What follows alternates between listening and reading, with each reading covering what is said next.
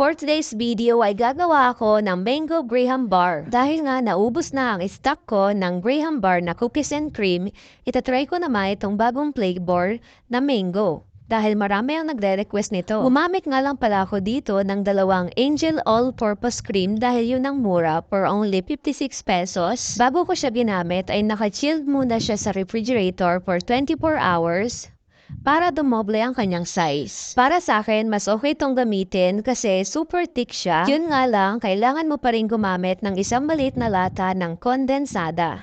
At ang ginamit ko mga ditong kondensada ay yung Jersey dahil yun ay mura lang, 57 pesos at mango flavor na siya. Nung nailagay ko na nga yung dalawang lata ng all-purpose cream, kailangan natin gumamit ng mixer para dumoble ang size ng ating all-purpose cream. Hindi ko na matandaan kung ilang minuto ko siyang pinag-mixer. Basta pagtansya ko na siya na medyo dumoble na yung size, saka ko naman siya idadagdag yung ating condense. Kung mapapansin nyo, dito nga sa part na to is lumobo na siya or kumapal na yung ating all-purpose cream. Kaya naman sabi ko, ilalagay ko na yung aking Jersey kondensada na mango flavor kasi nakakadagdag siya sa lasa ng ating Mango Graham Bar. 57 pesos ko nga pala nabili itong Jersey Mango flavor na kondensada. Inubos ko lang dyan yung isang lata. Isang lata lang yung nilagay ko kasi sakto na yun para hindi siya super duper na madamis, hindi siya makakaumay. Pagkatapos kong ilagay yung ating Jersey Mango flavor na kondensada is pinag-mixer ko siya ulit para humalo na siya. Amoy na amoy niyo nga rin yung mango flavor niya habang minimixer niyo siya, kaya super sarap talaga. Kung makikita ninyo dito sa part na to is nakapal na yung ating mixture. So nung paglagay natin ng kondensada, mas lalo siyang nagtiken at mas lalo siyang dumoble yung size. Hindi ko alam kung ilang minutes ko siya na pinag-mixer. So nung okay na siya para sa akin, binalik ko siya sa chiller for 1 hour, and then habang iniintay ko nga yung 1 hour, nakaready na yung aking Tupperware dito na nabili ko lang sa aking TikTok shop. Tatlo yan, so dalaw lang yung magagamit ko kasi yun lang naman yung kasya na ating mixture. So nire-ready ko na yan kasi mamaya tuloy-tuloy na yung paggawa ko. Tapos ito yung mangga na pang toppings ko. And then after 1 hour, kinuha ko na nga sa rep at pinag-mixer ko siya ulit para mas lalo pa siyang kumapal. Mas okay kasi talaga kapag makapal yung ating Graham Bar para mas masarap siyang tingnan at syempre mas makapal yung ating Graham Bar. Tinansya ko lang yan, hindi ko lang kung ilang minutes ulit, basta kung feeling ko dumoble na ulit yung size. So eto na siya, na-ready ko na yung aking Graham crackers. Layer ko na siya dito sa aking nabili sa TikTok shop na Tupperware. Kita niyo naman saktong-sakto lang yung Graham crackers, diba? Binabasa ko nga pala siya kasi para mas madikit yung ating mixture. And then, para hindi siya magdurog-durog. Yun yung pinaka-purpose. Lagay na tayo dito ng mixture.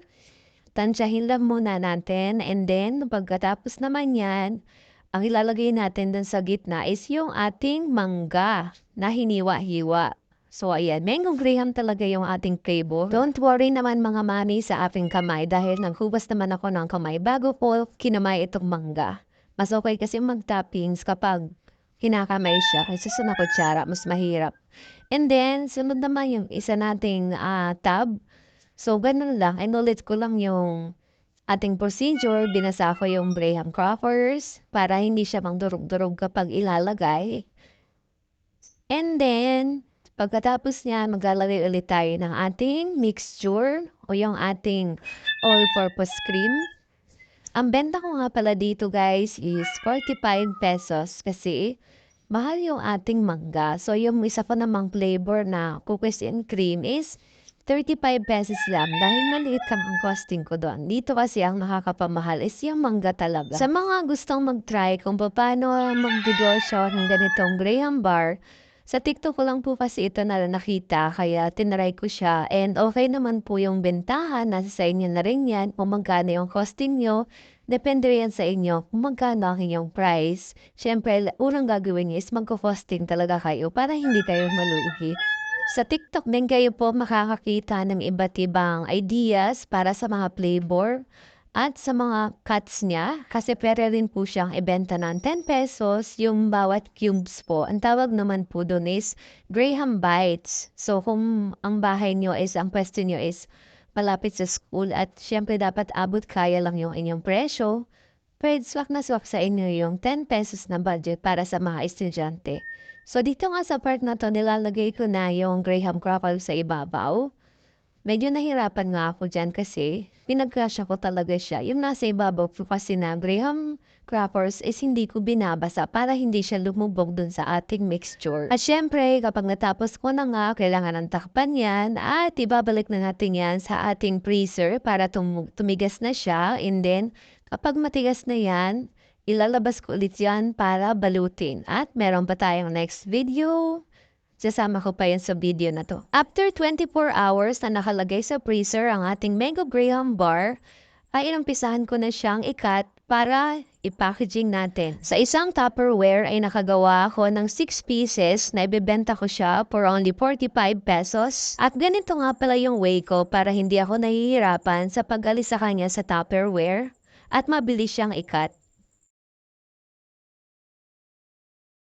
Sa pagbabalot naman ay gumamit ako ng cello sheets dahil ito yung pinakamura na mabibili sa Shopee. Isa din sa mga nabili ko sa Shopee ay yung thank you sticker na nabibili ang isang roll for only 5 pesos at 500 pieces na siya. Ang ibang seller nga ay gumagamit ng aluminum foil sa pagbabalot kasi kinocontain nito yung lamig at para hindi agad mabilis matunaw yung ating Graham bar. Pero sa akin, ang ginamit ko ay cello sheets para mas mabawas sa aking costing. Reminder nga lang guys, kapag magbabalot na kayo ng inyong Graham bar, kailangan naka-ready na lahat ng gamit nyo. Yung scotch tape, yung cello sheets, para hindi mabilis matunaw yung inyong Graham peelings. At eto na nga yung ating finished product na lagyan natin ng thank you sticker. Ayan siya. Thank you guys for watching.